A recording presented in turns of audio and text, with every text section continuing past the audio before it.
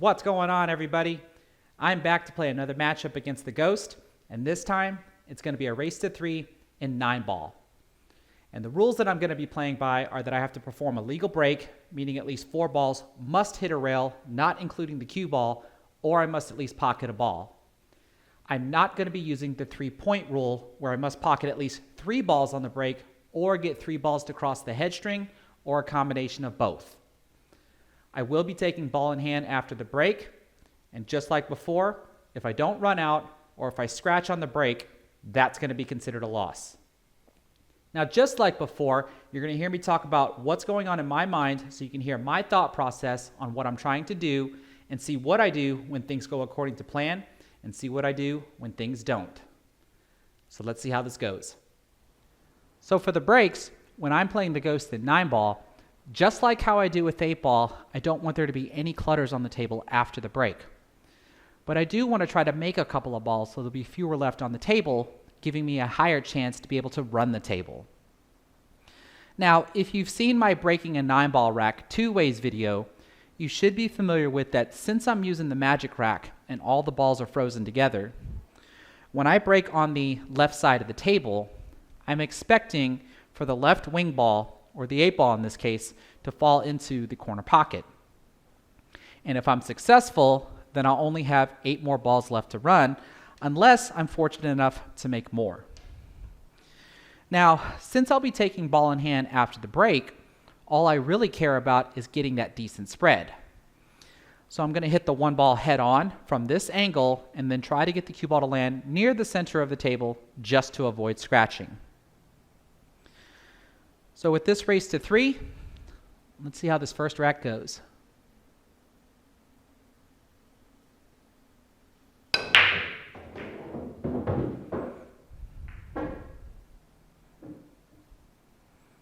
Okay, we got the wing ball to go into the corner pocket as expected. Now, with playing position for the next ball in 9-ball, you have to get the position that you're wanting or get near the position that you're wanting. Because unlike an 8-ball, if you don't get the position that you're wanting for the next planned ball, sometimes there's another ball that you can use as a backup. But in 9-ball, we can't do that. If we don't get position on the next ball like we want, then we're going to be forced to do something a little more difficult, or we're going to have to play a safety. And since we're playing the Ghost, we can't play a safety. So we have to get the position that we're wanting. So what I'm trying to do is figure out how do I want to play the 1 ball to get position on the 2 ball. But not only do I want to get position on the 2 ball, I want to get position on the 2 ball in such a way to where it's easier for me to get position on the 3 ball. And fortunately, with all 3 of them being right here, it's not really that difficult. So I think what I'm going to try to do, and this is not the only option you can do, there's plenty of them here with ball in hand. I'm going to play the 1 ball into the corner pocket, and I have such an angle to where I can draw the cue ball back over here for position on the 2 ball for the same corner pocket. That way I can just hold position for the 3 ball in the side pocket.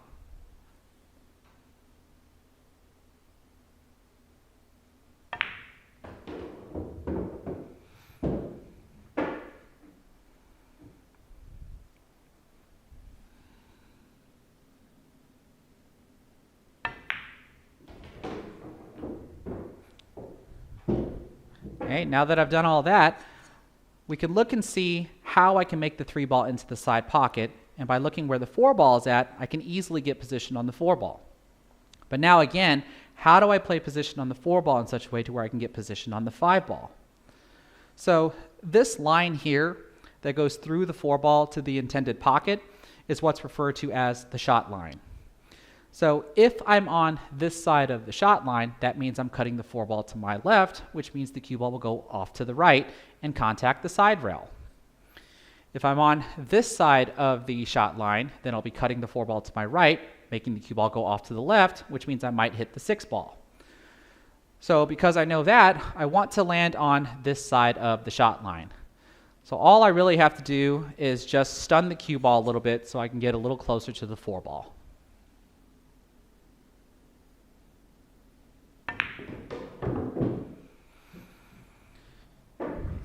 because now I can make the 4 ball, get position on the 5 ball using the same exact principle.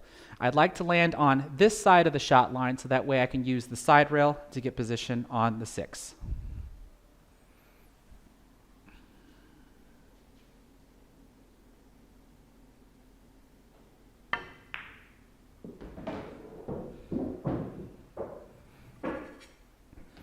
And then do the same exact thing to get position on the 6 so that way I can use the side rail and then draw back with right spin to get position on the 7 ball.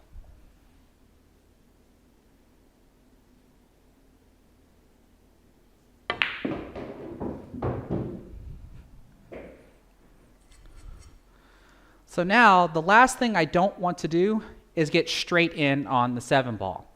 If you've been following the principle, as long as I get on the good side of the shot line, the cue ball naturally goes where it needs to go to get position on the next ball. So all I really want to do is just have some sort of an angle that looks like this. That way when I cut the 7 ball into the corner pocket, the cue ball comes off this short rail and then heads back up table for position on the 9.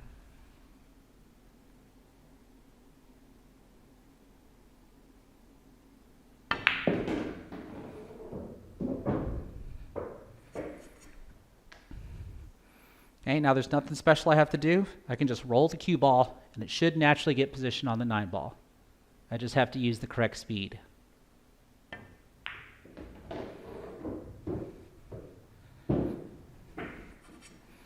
So if I'd hit it a little bit harder, I could be perfectly straight in.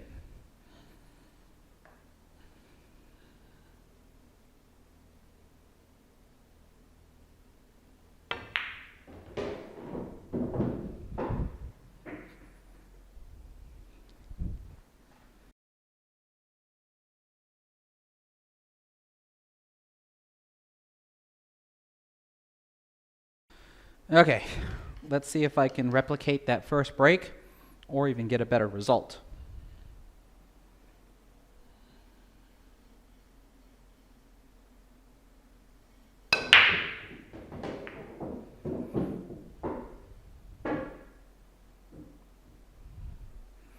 Okay, we still got the wing ball to go into the corner pocket. So now we just rinse and repeat the same exact strategy as before. Getting position on the 2 ball in such a way to where I can get position on the 3 ball.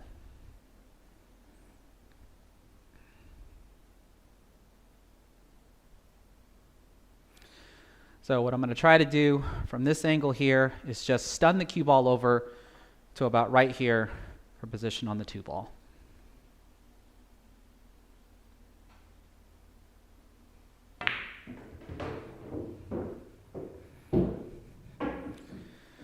Well, we came a little too far, so what we can see is I'm on this side of the shot line for the 2 ball, so my cue ball is naturally going to go off to the left.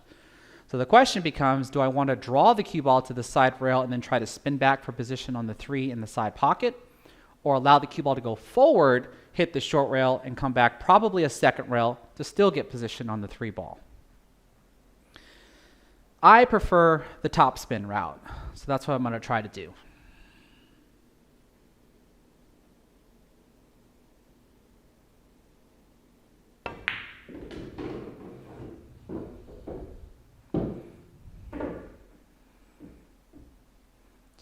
And this is an issue that everybody faces. You're not always going to choose the correct amount of speed, so you might just be a little off with your position, and that's why you heard me say near the position that you're wanting. So what I can try to do now is cut the 3 ball into the side pocket, and we can see that the cue ball is going to drift over here. So when I look at the position for the 4 ball, how do I get position from the 4 ball to the 5 ball? And it looks like all I can do is get position for the 5 into the side pocket. So since this is the shot line, and I'm more than likely going to end up on this side of the shot line, I'm probably going to have to try to force the cue ball off this short rail and come back down table for position for the 5 in this side pocket.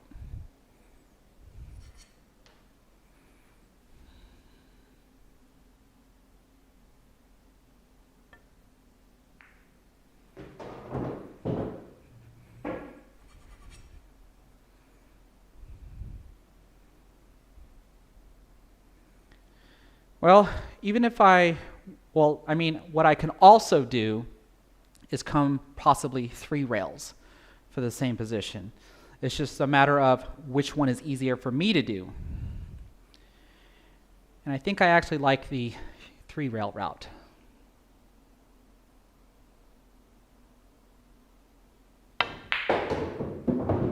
Oh, did I hit it hard enough? Doesn't look like I did. Well, I can make the 5 ball into the side pocket. It's just a matter of what about my 7 ball? I'm not sure if the cue ball will actually clip the 7 ball, but that's what we're going to try. There we go.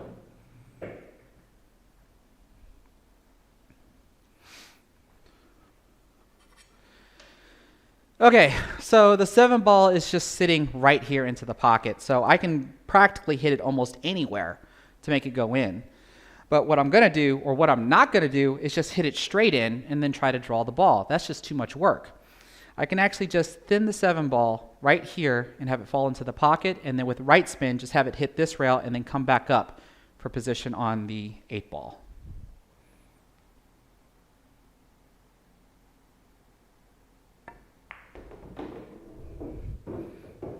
Not a whole lot of work, especially since I was shooting left-handed.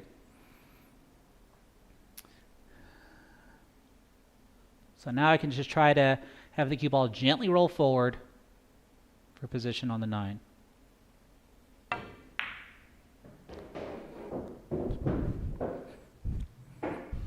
little too far forward, but I can manage this.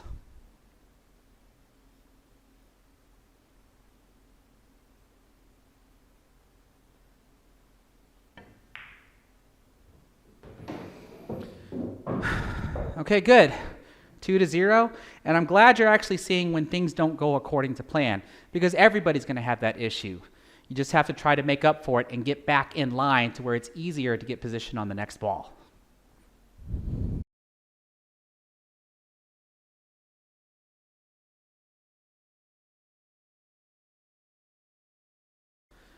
All right, let's see if I can finish this off.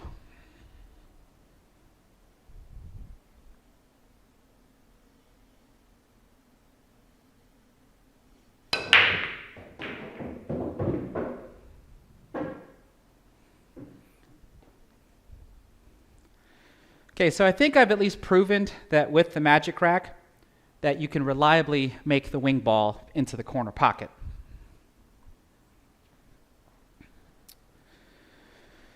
Okay, so now how do I get position from the 1 ball to the 2 ball in such a way to where I have position on the 3 ball?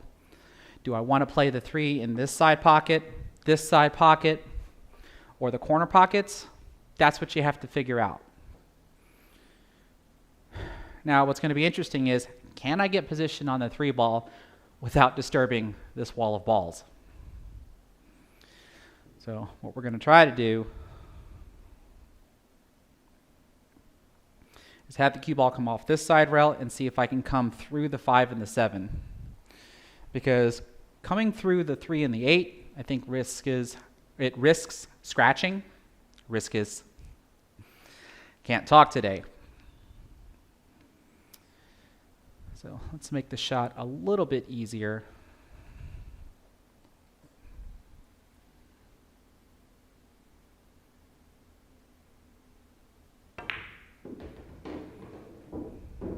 There we go.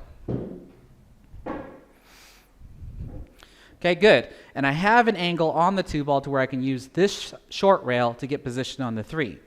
The question is, what do I want to do? Do I want to try to come back between the 5 and the 7 for the 3 in the side?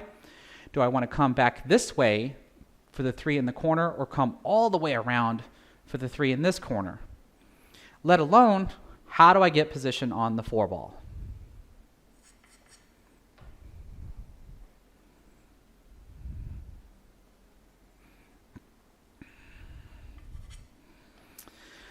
I think I like this route better. So I'm going to try to get position for the 3 ball in this corner pocket.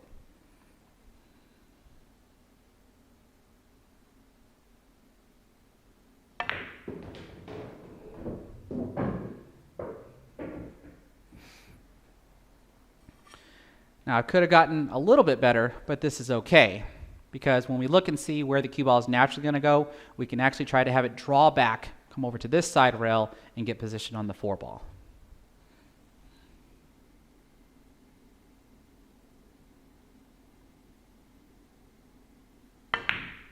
Uh-oh. Ooh, drew that a little too much.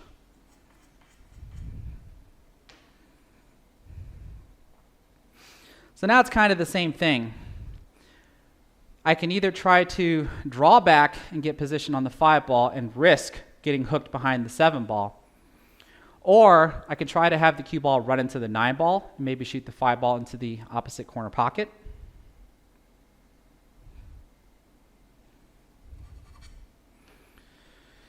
But I think I'm going to try to play the 5 ball in the same corner pocket as the 4 ball.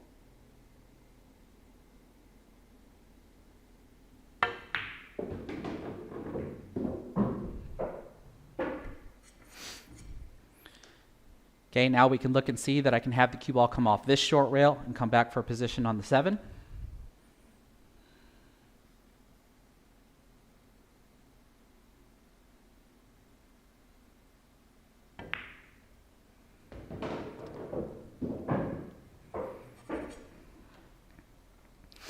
Now, do I want to get position for the 8 in the side pocket because then I don't have to do anything for position on the 9, or do I want to play the 8 ball down here?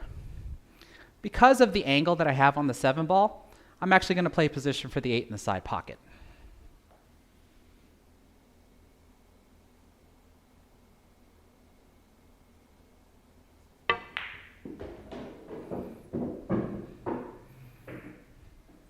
Well, I would have liked to have hit it a little bit harder so that way I can be straighter on the 8 ball, but this should be okay.